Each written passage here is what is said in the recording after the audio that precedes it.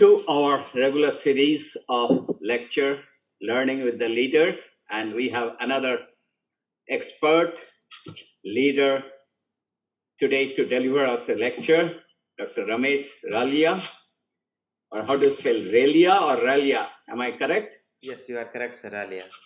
Thank you.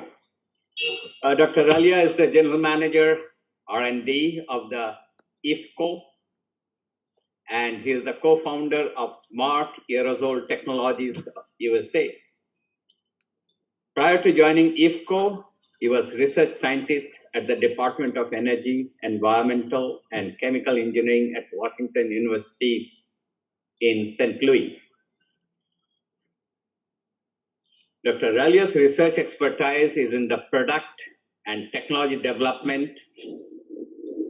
He has invented processes of synthesizing novel inorganic and organic nanoforms with independently controlled properties. These nanoforms have been used to study their impact on plant nutrition, plant protection, biomedical uses, including drugs delivery, therapeutics, imagining, water chemistry, energy storage materials, sensors, and environmental interactions. It's a very, very important field. He has published more than 75 peer-reviewed journal articles, published 3 books, and have over 15 patents to his credit. What is very important is that his papers have been cited more than 5,000 times with an H index of 36, which is a clear recognition of the level of research work of Dr. Raliya. Recently, his technology on Nano Urea fertilizer was awarded for the Research Development and Innovation Award of 2021 by the Fertilizer Association. So we look forward today to an interesting talk from an expert of the field. Dr. Raliya, your field, please. Thank you, Honorable Sir, for giving a kind introduction. And I would like to thank S. Nanji for giving me an invitation to interact with all of you. I'm so grateful to all the members of Indian Institute of Chemical Engineers are present here and giving me an opportunity to interact this morning. So I'm sharing a brief presentation.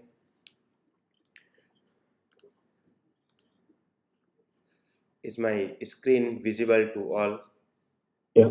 Okay. So again, Yes. yes, thank you.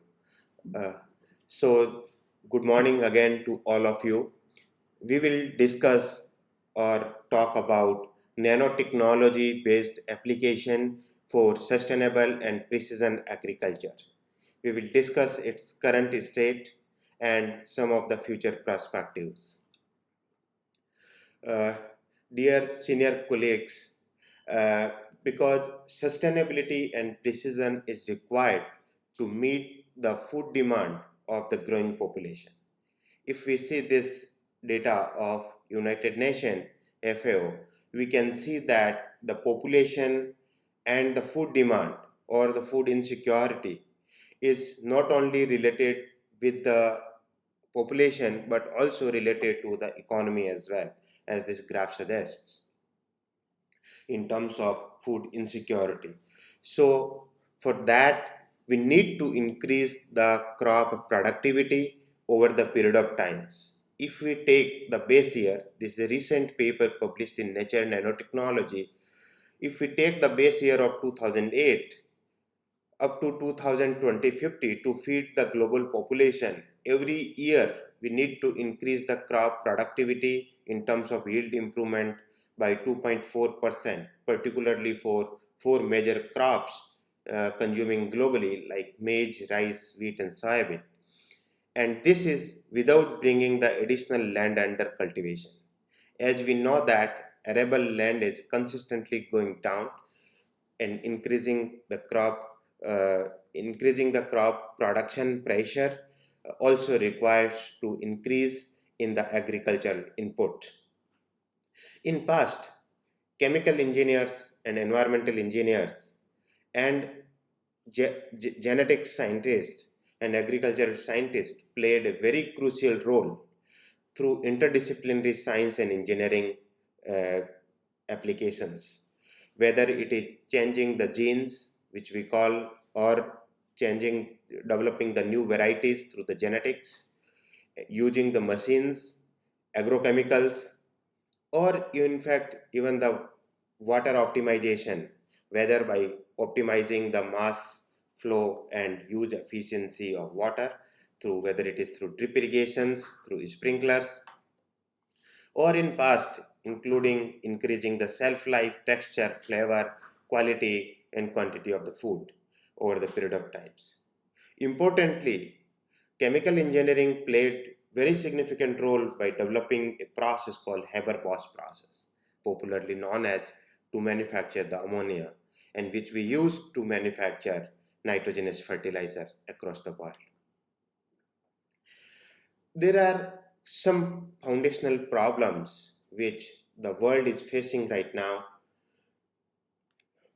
I would like to start with realization of Malthus theory, which talks that human population grows exponentially, whereas food production grows at arithmetic rate.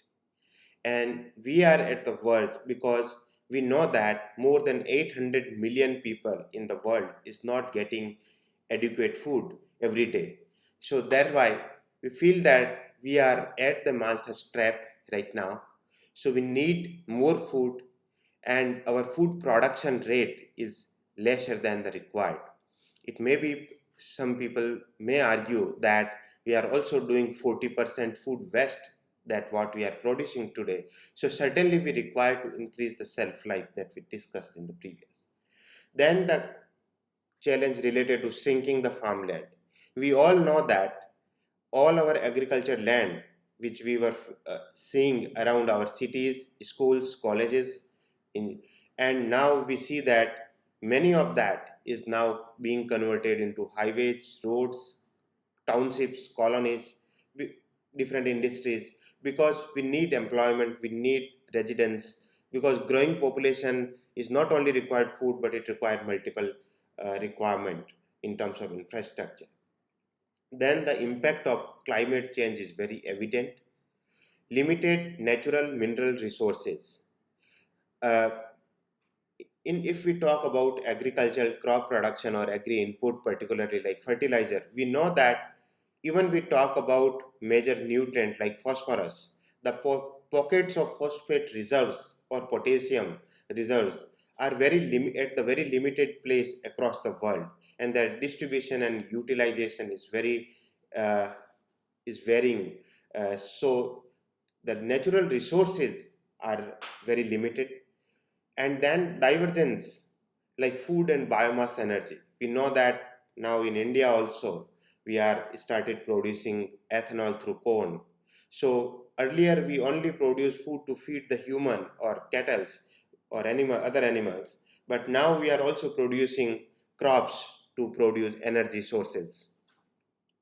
Then certain things are very energy intensive that we are using today, whether it is ammonia production through Haber-Bosch process, or the water utilization efficiency or transport of the water for the agricultural and drinking water. And then over the period of time, last 50 to 60, 70 years, we are doing intense agriculture.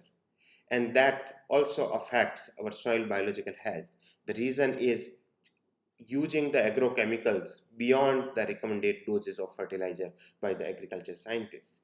And then the agrochemical use efficiency, the fertilizer that inputs, whether it is pesticides, whether it is herbicides, fertilizers, or other agrochemicals, their use efficiency is very low than its desired.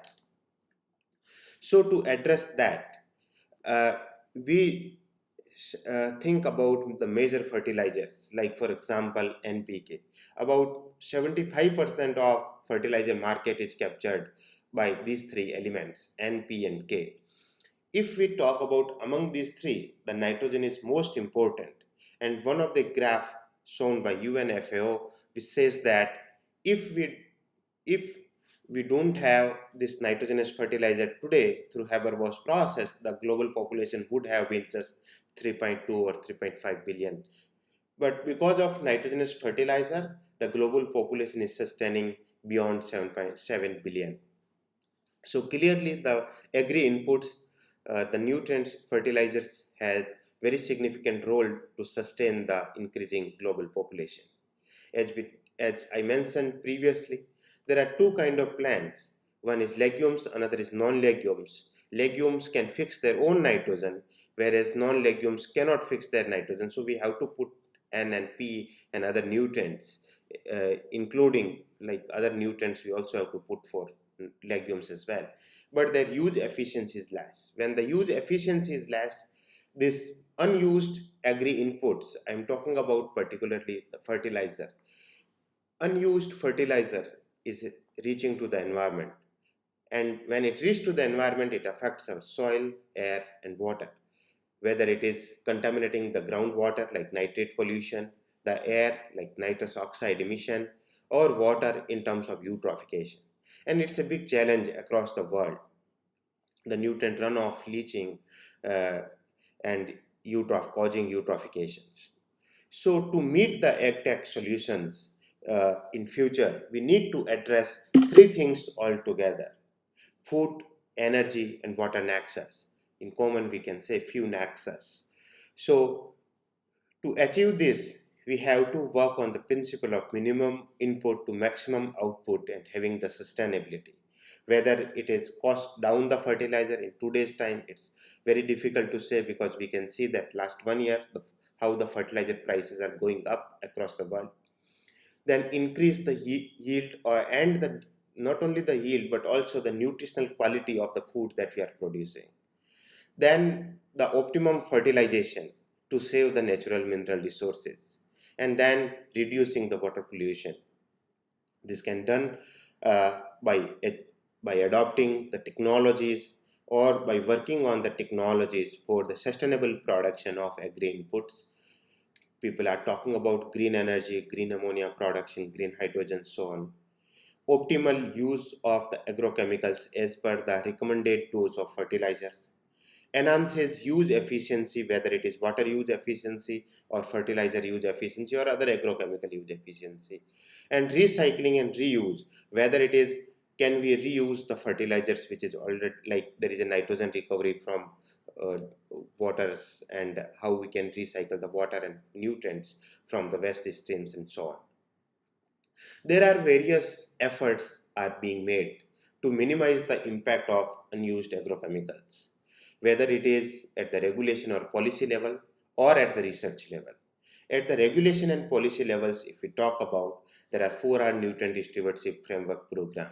India is also part of that, where we use at the right doses, right concentration, at right time, and right places. But there are some more concerns. Like recently in last year, the British government discussed a consult and released a framework in which they gave one of the option that can we ban the use of solid urea to crack down the air pollution. And or they also the other options that use the urea with urease inhibitors, or they use the urea only between certain period of times, like from January 15 to March 31, so that the nitrogen emission could be less in the environment. And then there are discussion that who will pay this price, whether it is farmers or governments or manufacturing industries. Like these kind of discussions are also there. But towards the research, where we play, like we as a scientists or researchers can play the role, the various developments comes in last 50 years. If we summarize them, it started with the coating of fertilizers. Like in India, we are having neem oil coated urea fertilizer, which has other benefits, but also because it has hydrophobic core on the surface, so it makes the slow release, it reduces the volatilization. Then comes with mixing of multi-nutrients, whether it is mixing of macronutrients, micronutrients like zincatate, urea, NPK, various other complex fertilizers. Then there was a development related to enabling them to dissolve, or we call water soluble fertilizers, WSF popularly, or liquid fertilizations. and through foliar application through drip irrigations. And then came with co-fertigation that gives certain inorganic chemical fertilizers, and then also use some biological organisms or their extracts in terms of biostimulants, which can increase the use efficiency or help in mobilization of native nutrients, whether it is native phosphorus mobilization or increase nitrogen use efficiency or zinc uptake or something like that. And then that comes with the reducing of the particle size. Remember that enabling them to dissolve in water soluble fertilizer, we already reduced the particle size because we already came with the ions which are at the angstrom scale. But we all know that the difference between ions and particles are quite different. So reduction in the particle size to increase the better use and dispersion, where the up to nano scale, where this the role of nanotechnology comes in, and we talk in depth now. So if we talk in a summary form that what are the nanotechnology application in agriculture today? So fertilizer is just one. There are a lot of other applications in agriculture related to nanotech, whether it is nano sensor to monitor the plant health, plant stress, whether it is abiotic or biotic stress, or help plant to protect against pathogenic organisms or pathogenic attacks in form of nanopesticides, or in terms of genetic engineering, where you can do the target delivery of nutrients or agrochemicals or even genes uh, targetly, whether it is to chlorophyll, to mitochondria, or to the whole genome where in the cytoplasm, or seed coating to increase the seed germination rate, to improve the health of seedlings. If you see here, the storage time. So Can, T2 is can the you please higher mute temperature, that? one is the bottom temperature. Then I, you can write it as I request here. the The audience limit to is mute, 1 please. to Please stop your Q. Our energy is nothing but audio. Cp dt T1 to T2, Excuse and me. mass we can write it as a density. Thank you. There are nano fertilizers given through soil applications, through foliar applications. There are nanomaterials to manipulate the soil microbiome, whether it is increasing the efficiency of organisms to sustain in an stress period, whether it is low moisture content, whether it is high pH or low pH conditions, because we know that biofertilizer is limited by the environmental conditions. And then nanomaterials for soil conditionings. So there are a lot of diverse range of applications uh, is is being studied, explored both by the academia and industries, research and development to advancing or addressing. If we talk about that, what kind of nanomaterials actually being explored uh, for the agricultural application. So I have placed this periodic table here and circled some of the elements with blue color, which means that these blue colors are extensively studied or reported in the scientific literature to find out that how these materials can help in its nanoscale form to increase the crop productivity or agricultural sustainability. There are essential nutrients, there are non-essential nutrients as well, and there are elements which are not considered as plant nutrients, like for example silver or gold or ceriums. These are, or titaniums even, these are being tested for the fundamental perspective, whether it is transport of nanoparticles inside the plant system or increasing the plant photosynthesis, like for example titanium or the silver as a nanopesticides. So there are a lot of other applications are coming in, like for example cerium for avoiding certain salt stress and something like that. So people are exploring range of materials beyond the list of essential macro and micronutrients of the plants. If we talk about what are the major publications coming in, there are major publications so far in the literature are related to titanium, copper, zinc, and silver. The reason is uh, before 2015, if we see, most of the literatures are coming from only these 4 or 5 elements, because these are the elements being synthesized for other applications, whether it is catalyst applications, for sensing applications or other biomedical applications. And these are the new elements which are also being used in other industries like plastic industries, paint industries, semiconductor industries, solar photovoltaic industries. So that's why these materials are being tested on crops as in potential contaminants to the plants and to the human food chain. So that's why like these more literature were from these four elements, but now being explored several other elements as I mentioned here. And the reason, as I mentioned here, that these elements are easy to scale up to control their nanoscale properties. Like for example, if you want to control crystal phase like titanium, there are rutile, anatase, and amorphous. So all three type of crystal phase behave very differently to the plants. Like one may be highly toxic to another may be compatible to the crop. And then when we talk about agriculture, it's easy to scale up micronutrients like require in less quantity compared to the bulk like NPK or S, and then the cost effective production. Because of the time limitation for this particular talk, I have placed few papers here where our research has been cited, like in Journal of Agriculture and Food Chemistry by ACS, or Nature Nanotechnology article that guiding the design space of nanotechnology to advance sustainable crop production. And our research also highlighted in Forbes a few years back, and also World Economic Forum, that Cancer to Crops, how nanomaterials can help addressing these big problems by controlling the particle size between 1 to 100 nanometer. When we talk about agricultural application particularly, the question comes that once we make these nanoparticles, how to deliver these nanoparticles to the plants. We are giving these nanoparticles to the plants for fundamental application or study both all three applications like aerosol applications, drop test applications, soil applications. And we can check that, because when we talk about nanoparticles, not only the mass concentration, because currently we are doing applications like 120 kg nitrogen we applied per hectare, but when we talk about nano, we also have to see that how many number of particles we are applying to the plants. We have done various fundamental studies using model particles as well, and we have monitored particles delivery, number concentrations, their size through the scanning mobility particle sizers, through inductive coupled plasma mass spectroscopies to see that where these particles actually ending up inside the plants and how they are working. We have found that when we give these nanoparticles to plants through foliar applications, whether it is aerosol or through the dropcast, it has better use efficiency compared to the soil.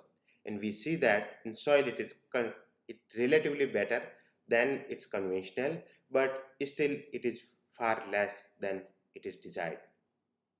And it is very evident because when we make these nanoparticles in contact with the soil, soil is a very complex medium. It contains various ions, it contains various salts, microorganisms, like it's a very complex medium.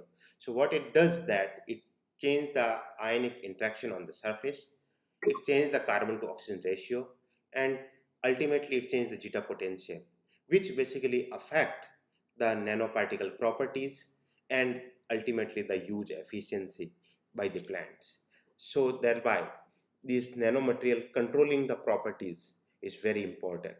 In our laboratory, we have tested range of process, whether it is biological process to make nanomaterials or chemical or physical, like both top-down approach as well as uh, bottom-up synthesis. And in the bottom-up synthesis, particularly the one of the product which I will mention later, is synthesized using the molecular state or bottom-up fabrication. Using this aerosol technology or bottom-up fabrication technology, we can make these nanomaterials of different shape, different size, different morphologies, whether it is hollow particles or solid particles, or having various surface properties so that we can modify the surface and nutrient can be released in response to plants requirement and something like that. So we are working on range of different type of nanomaterials. As you can see in this picture, there are various transmission electron microscope images at the bottom of these model nanomaterials that we developed in our laboratory. When we synthesize these nanomaterials, because nanotechnology has vast applications, One nanomaterial can use in agriculture, the same nanomaterial can also be used in other applications. I would like to thank with using this platform to my all the collaborators who use our nanomaterials in different range of applications over the period of times, whether it is electronics or biomedicals, in addition to agriculture and vast scale applications. It is very important that before taking nanomaterials to the farm field, we test them properly, because every material behave very differently based on their properties. So we test these nanomaterials in the controlled environment like greenhouses, in the hydroponic environments, aeroponics environment, and then we test in the field environment. And after the testing in the field environment, we also partner with ICR institutes, with CSR institutes, and we evaluate them from their efficacy and safety perspective. One of the product I would like to mention here is introduced in India is about Nano Urea. Nano Urea is a nitrogenous fertilizer developed by Indian Farmers Fertilizer Cooperative Limited. This product is now FCO approved and also evaluated as per the Department of Biotechnology guidelines. This product evaluated at the ICR institutes across the country, and also by some of the CSIR institutes as well. This provides nitrogen and has better use efficiency than its conventional bulk counterpart. When we talk about nano urea properties, why we developed this nano urea? Because as we discussed early on, that nitrogen is one of the nutrient which is most used fertilizer, and among all, if we talk about nitrogenous sources, urea is the most used fertilizer. So thereby we worked on that at the first base. That was the motivation behind that. When we talk about nano urea, its particle size is 20 to 50 nanometer. And if we talk about conventional urea, typically the size range between 1 to 3 millimeter. On an average, it's about 2.2 to 2.8 millimeter. When we talk about nano, when we reduce the particle size from its bulk, and if we keep the same mass, we see that the surface area to volume size ratio is much higher, about 10,000 times the surface area to volume size ratio is higher than the conventional bulk particle. Its physicochemical properties, whenever we talk about nano, there is a talk about quantum phenomenon, quantum properties of the materials, and these quantum properties of the materials also affects the other physicochemical properties, improves the biointeraction, and it enhances the use efficiency due to its small size, but also its release kinetics as well as use interaction by the plant inside the plant cell. And it also, whenever we talk about nano, we also have to talk about number concentrations, mass concentrations, and surface area concentrations. Not the alone, we cannot compare with just the mass concentration, because whenever we talk about nano, if you read any paper about nanomaterials, the first in the very first paragraph, most of this paper mention that because of the surface area to high volume size ratio, nanomaterials show this and that property. So that's why it is very important that we talk about surface area concentration and number concentration of particles. Here is the electron microscopic image of nano urea. On one side you see black and white picture. On other side you see the particle size characterization by number distributions using the dynamic light scattering, and the bottom is surface zeta potential of these particles. Surface zeta potential is basically the charge on the particle surface. Oh, sorry, it's going a little fast.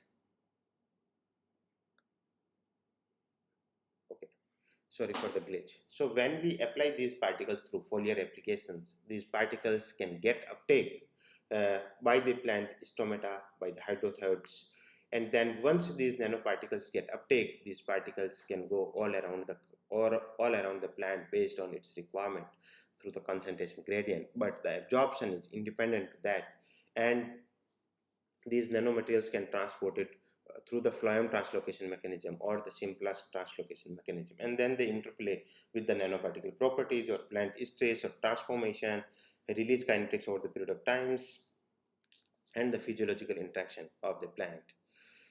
There are several other composites that we are also working on, and we have worked in past as well, that increasing the crop biomass for the leafy vegetables. We developed where we can increase the crop biomass over the conventional fertilizer, about 26% increase in the crop productions. This is an NPK composite that we are working on. And these nanomaterials not only provide the nutrients but also play the role in as an stimulatory role. Like for example, as you can see here on this graph, that these nanomaterials also increase the light absorption by the plants. Why the light absorption? Because we also see through the mechanism, then it also increases the chlorophyll contents. So it has like a lot of insights in the plants to increase the crop production and crop health as well. If we talk about nano urea, we have tested this nano urea across India in all states, and we have tested on more than 94 crops. This nano urea has been tested on more than 11,000 farmers field, and it has been tested by the state agricultural universities, Indian Council of Agriculture Research Institutes. We have partnered with more than 20 research institutes, and we did field trials now for 3 years. And after this trial and testing across India, we concluded that on an average, it increases the yield by 8%. And when we see the fertilizer reduction, we have reduced fertilizer with like 25%, 33%, 50%, or 100%. But we see that the maximum we see that it can reduce the requirement of conventional urea by 50% and increase the yield by 8%. We have tested this product as per the Department of Biotechnology guideline, which was developed in consultation with industry stakeholders, with academia and R&D and policymakers and ICR research institutes, and through the interministerial collaboration. So based on that holistic guideline, which is developed on the principles of OECD, Organization of Economic Cooperation and Development, based on this guideline, this product has been evaluated with respect to all the flora and fauna present around the agriculture farm field, whether it is birds or mice or earthworms or pollinators or including the human beings. So this product has been tested through the NABL accredited laboratory from the safety and toxicity standards, and after this complete evaluation, this product has been included in the fertilizer control order earlier last year in February 2021. And there are like various talks, various independent evaluations are ongoing in past as well.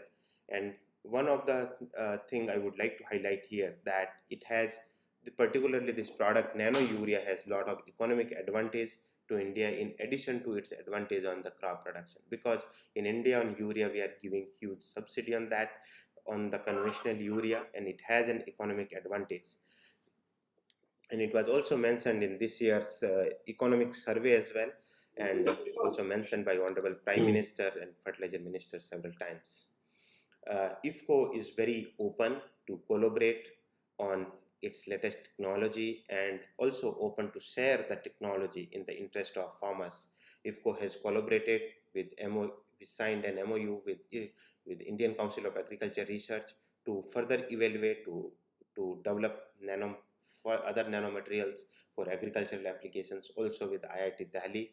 And IFCO has also transferred this technology and signed an MOU for that with the National Fertilizer Limited and Rashtriya Chemical Fertilizer to get this fertilizer accessible to Indian farmers at the affordable price. And IFCO just did not charge any significant amount, just at the token money of 100 rupees, IFCO transfer these technologies. So the aim here is not to earn the money, but to transfer the best technology, best product for the farmers. And IFCO is also helping, through IFCO, the India is also helping its neighboring countries.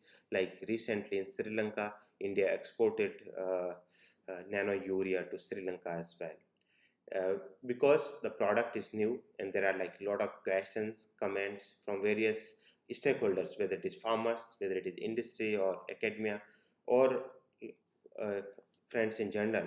So IFCO has developed a dedicated website called nanourea.in. On this website, we have provided all the details of these products, including how the journey was, how it was developed, how it was developed, what was the results, what was the responses, and also the farmers' responses across the country like that. So I would also urge the members attending here that to visit this site and also see what are we have put there to address some of the queries as well.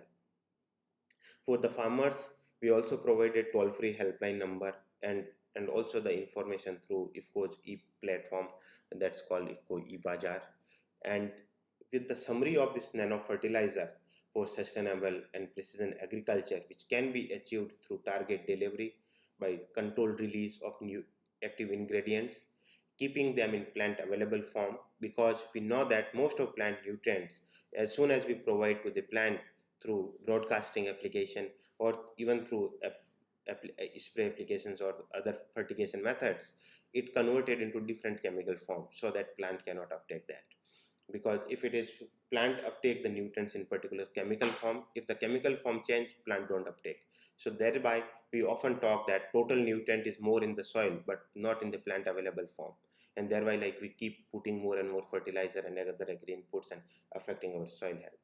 Nanotechnology can help achieving the principle of requiring less in terms of mass volume and produce more to achieve the agriculture sustainability.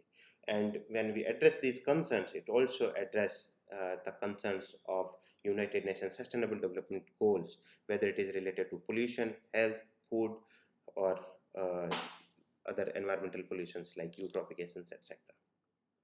But problem is not stop here, because these are the what we discussed is the problems we are addressing currently. But in future, by 2050, we are going to have more population on the earth, and particularly the place where we are sitting and talking, we are going to be the one of the highly populous country on this planet. So we have to think and develop more strategies, technologies, and adopting at the faster pace, whether it is related to the sensors for the real-time monitoring of plant and soil health or environmental health, having focus on data science for predictive analysis or optimization, whether it is nanoscience for reducing the requirement of agri inputs or other inputs by mass volume, biotechnologies to improve the cellular efficiencies.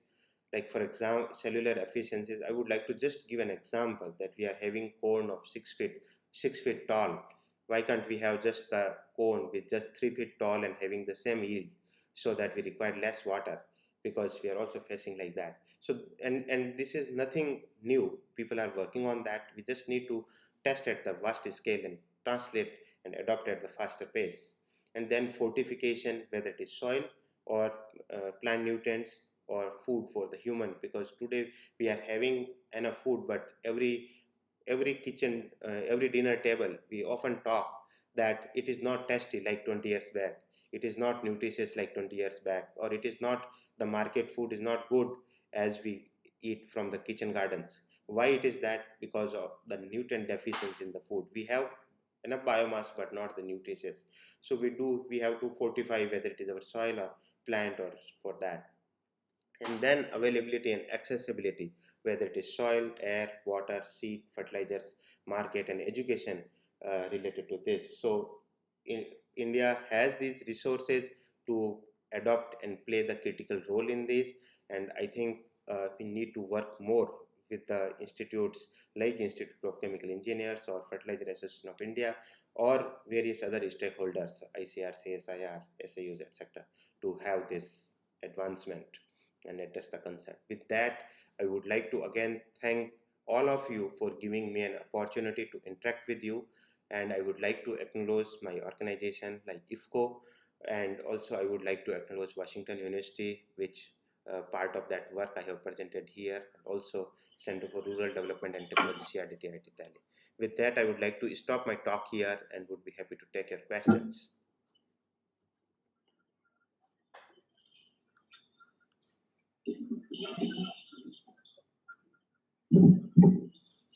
Thank you.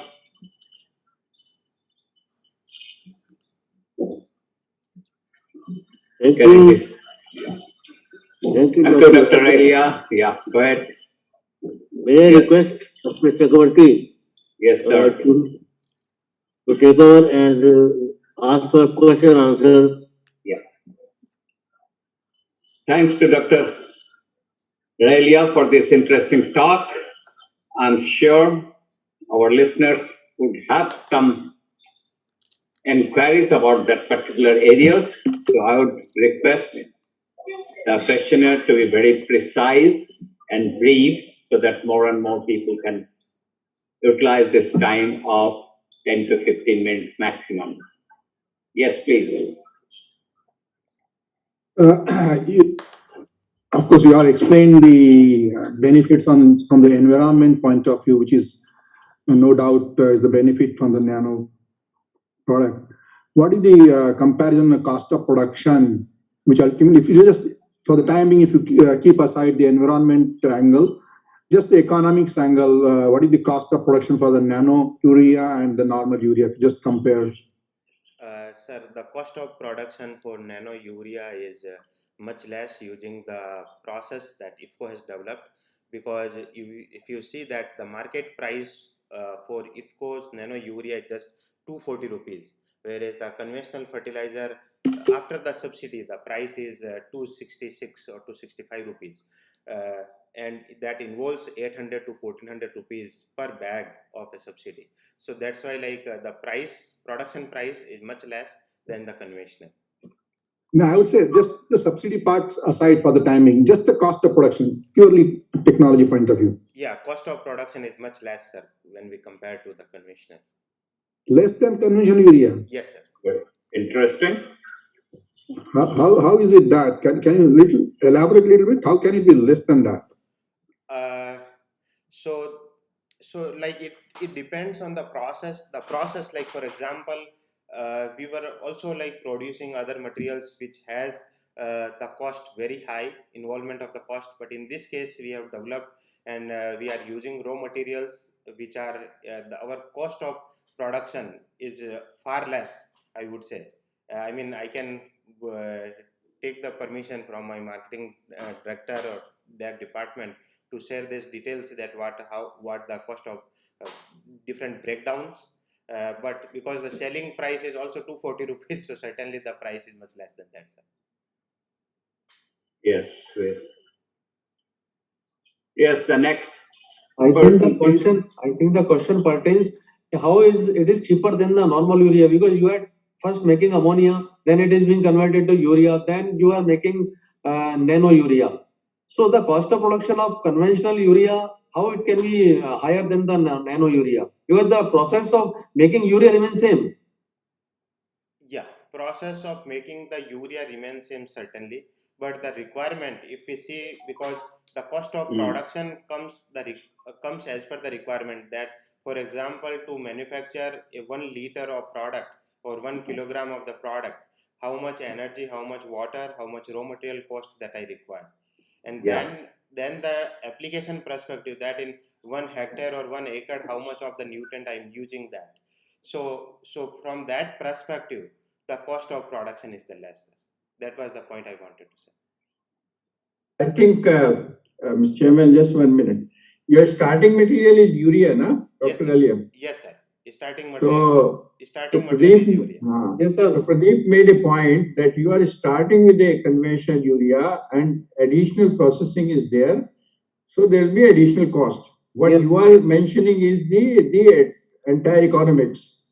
After taking into its use efficiency aspect, the economics is much more favorable. But limited to cost of production, naturally there is additional cost after you start with the conventional urea. So Yes, that sir. is, I think this is Low dirt. some clarification. I suppose unless the nano urea produced from 1 kg of urea must be some 5 or 6 times more than urea, then the cost may be reduced, but otherwise it cannot be less. I mean, Is the volume of nano urea produced much more than starting material of urea? yes, sir. Volume is much more than that. Like if we talk particularly, like for example, we use about mm, uh, like 10 to 15 tons, metric tons of conventional urea as a source, and using that we can manufacture the product, which is like about 150,000 bottles a day, which is of each of 500 ml. So that way, and that covers, if we cover the area, certainly the cost, if we just cost, as Nan sir mentioned, the production cost of the material, then the cost is higher for that perspective. But if we talk And about overall economics, the price is much less. And also the transportation cost will be much more because you will be transporting more of water than the fertilizer, won't it? Sir, transportation cost from the application perspective, again, if we talk about that, then it will be less, sir, because in case of nano urea, it is being talked that it is the efficiency when we check that, like, if we apply one bag of urea, like reduce the urea by 50% and remaining applied through the nano urea, then in that case, like, if the response that we are getting from a bag of urea, we can get the similar response from a bottle of nano urea. So transporting 45 kg versus the half kg would be less, and also the environment footprints coming out of the transportation would also be very less. And another Actually, advantage Dr. Ralia, again, yes, sir. you know, the too short answer is that taking into everything into account, including handling, transportation, packing, because the use efficiency goes up by 50 to 60%, then conventional urea, it gives you a huge benefit in terms of purely economics, or in terms of yield and pure economics, apart from additional advantage of, to the environment. Yes. Can I come in? I think based on the surface area, as you said, it will increase at least 10 to 20 times the surface of the original urea. So you can say that the per unit surface area, Cost is this lower. urea will be much more economic. It's the effective cost. Yeah. Yeah, thank you for that, sir. Okay, can I request for Just other question? one more question on this one. Like you just now said, for one bag of urea, you are transporting only one bottle of nano urea. So how do you compare, like one bag contains 40 kilos or 45 kilos of urea. One bottle contains only half kilo of nano urea. And just now you said the efficiency is double, not 100 times. Sir, when we did these efficacy trials across the country, we did with the fertilizer reduction, because aim was that how to reduce the use of conventional urea. So we did different reduction experiments from like say 5% to 50% and up to 100% replacement. What we have found that in the 3 years of trials, we have found that if we reduce the urea by 50%, and if we use the nano urea, replace the remaining 50% through foliar application, this is the replacement of the broadcast of urea that we are doing.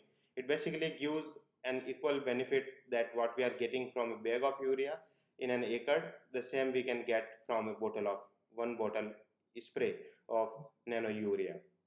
I would like to cite one of the example in near Rewari in Haryana's district, where the farmers are using like biofertilizers in about 73 farmers field. They are doing trial under one of the KVK there, Karshi Vigyan Kendra, where they use biofertilizers, they use biostimulants, one of IFCA's product called Sagrika, and then they spray the nano urea along with another product, nano zinc. And in last 3 years trial, they have seen that they are not using the conventional urea through foliar broadcast application, but they only use these three combinations and getting a very excellent result in last 3 years. And also we have also consistently monitoring the pH of the soil, the nitrate contents in the ground with the water leachate we are collecting through that, and the nutritional quality. All three parameters are consistently improving. So thereby, like we are saying through that perspective. Okay. Yeah. Any further questions? Can you give some on the nano pesticides also, you said?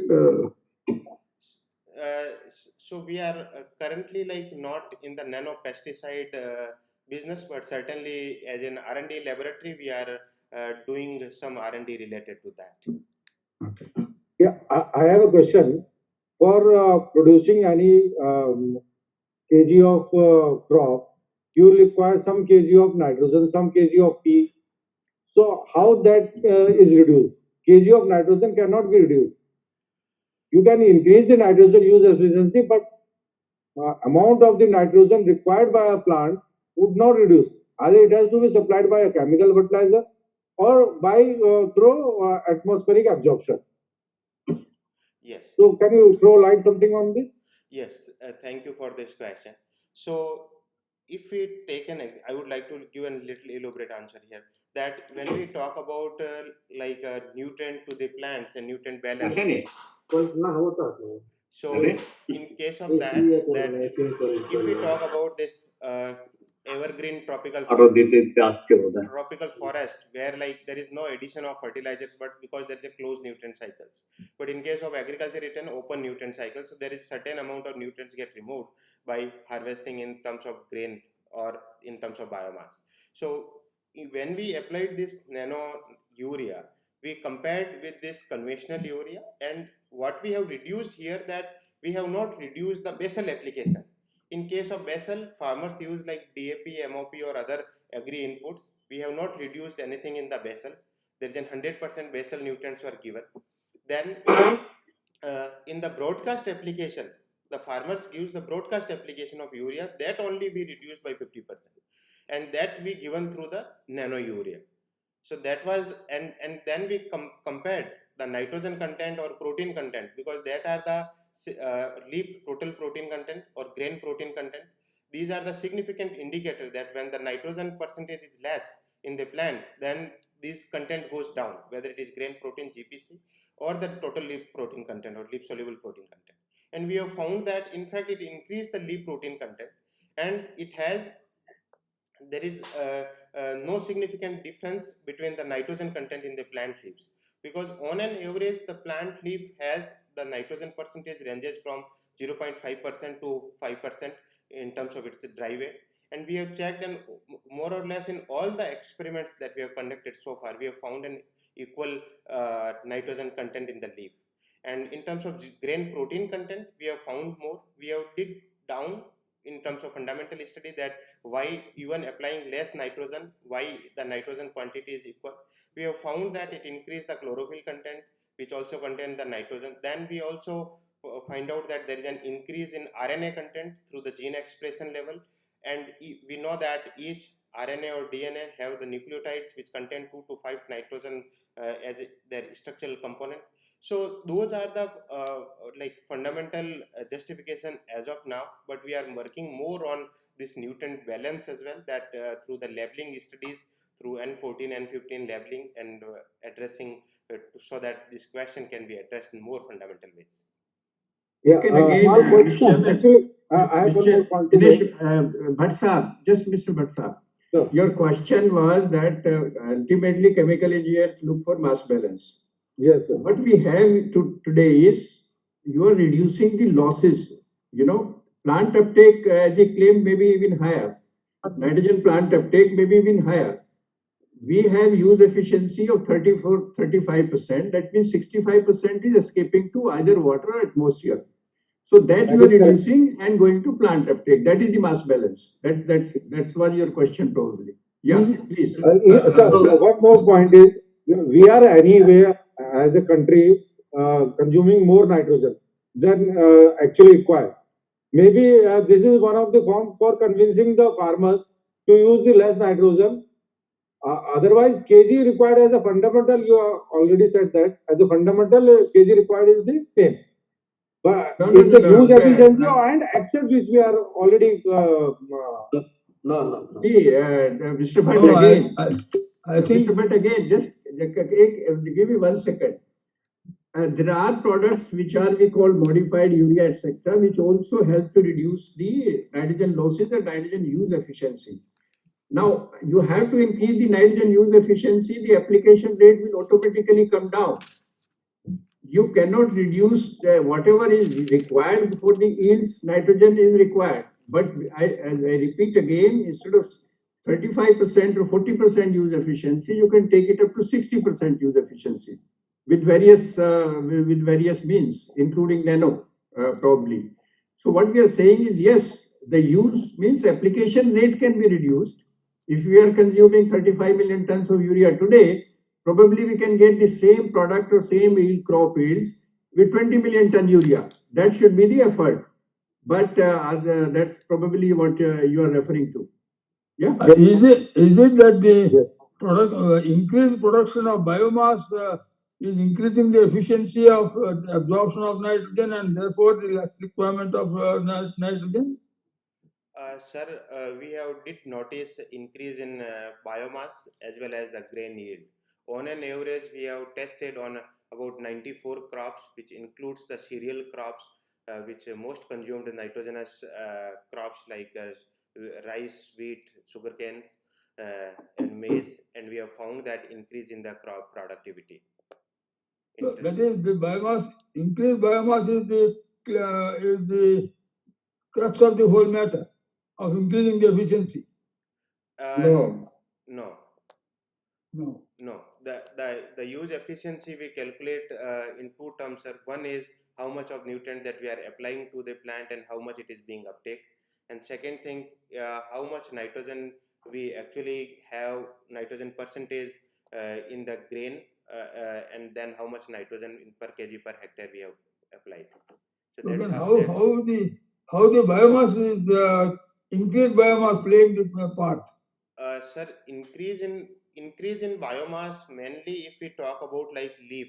If I'm giving you an example, we have found that it increases the leaf biomass, particularly because we have found that in terms of fundamental we find more chlorophyll content, more light absorptions. So when there is a more light absorption content in the plant leaf, then more carbon fixation is there, and then more carbon fixation is there, then it increases the biomass in that perspective.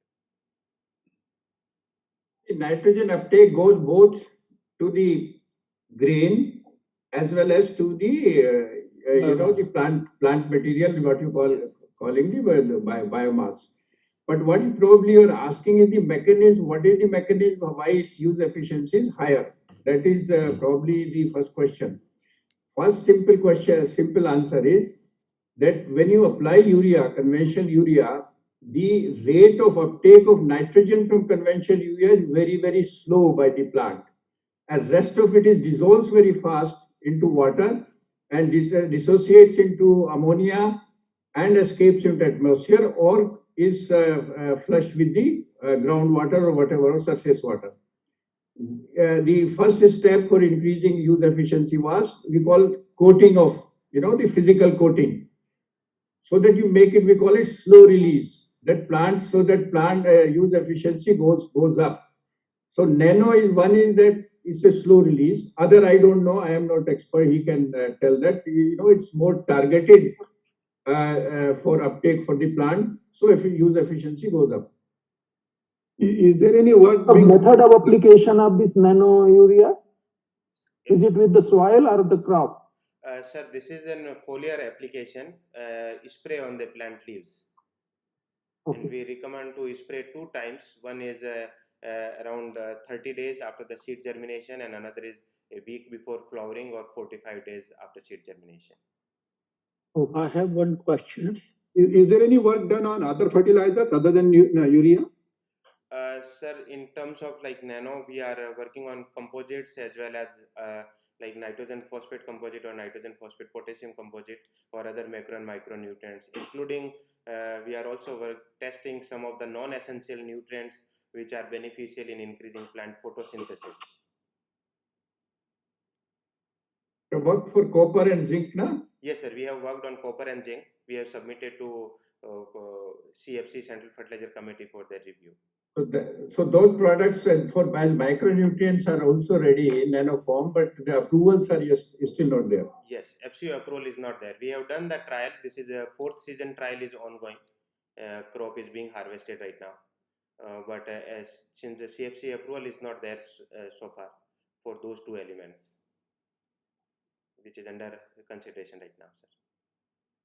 Can I say something? Yes, Akhilesh Kumar, sir, please. My question relates to this nano urea manufacture starting from ammonia and CO2 directly as gases.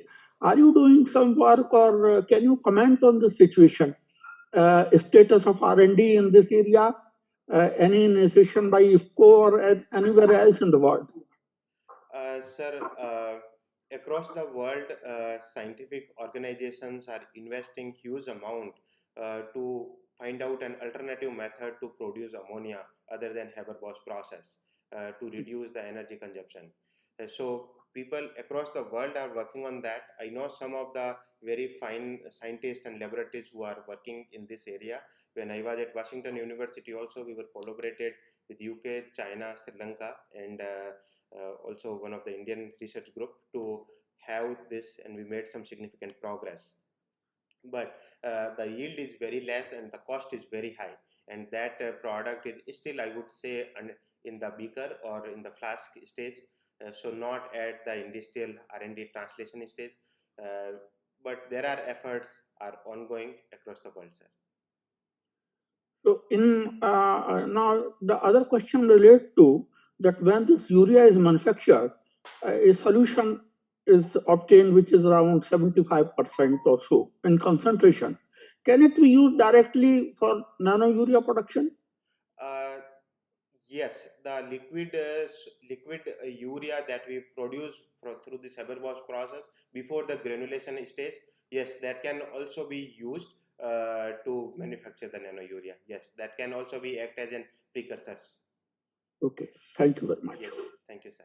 And I appreciate your questions also through email. I'm just reading. I will send you the articles which I mentioned in the paper and others as well, sir. Yeah, I'm basically man of R&D. Yes, thank you, sir. But in industry and have handled very, very large project. Yes. Yeah. I will send you the detail through email also, sir. Thank you. Yeah. Okay.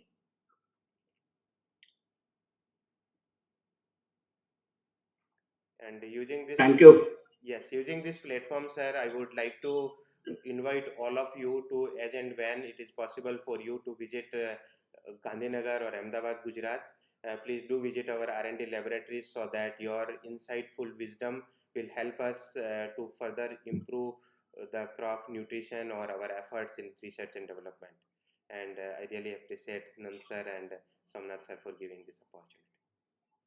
Excellent. Thank you very much, Dr. Raliya, for this interesting talk, followed by highly motivated questions and discussions. We look forward to you for us again after some time as our members need. Thank you. We close the session today here. Thank you, Dr. Mohammed. Thank you. Dr. Raliya, thank you very much. I have a request to make. Can you share the soft copy of your presentation to us so that we can share with our members and put our website? Yes, right. Yes, sir. I will.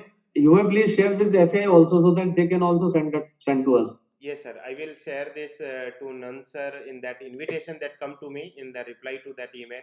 I will send the PPT this. Or you can have this posted in your website, Nano Urea. Yeah, we have posted one general PowerPoint presentation there, but because this presentation was more general towards chemical engineers, so I also added some additional slides, so I will send this. Okay. Okay. Thank you. How much is the involvement of the chemical engineering as compared to the chemistry in this whole nanotechnology?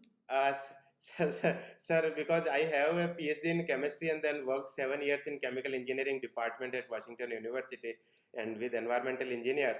So we have a blend of people having background in chemical engineering, environmental engineering, as well as chemistry and plant sciences.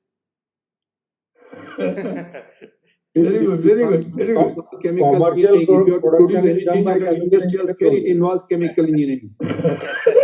Yes, sir. Without chemical engineering, you cannot produce at industrial scale. Yes, sir. Right. Yes, sir. Right. Yes, sir. Thank you so much, sir. Okay. Thank you. Thank you, sir. Thank Bye. Goodbye. Thank you, everybody, for joining.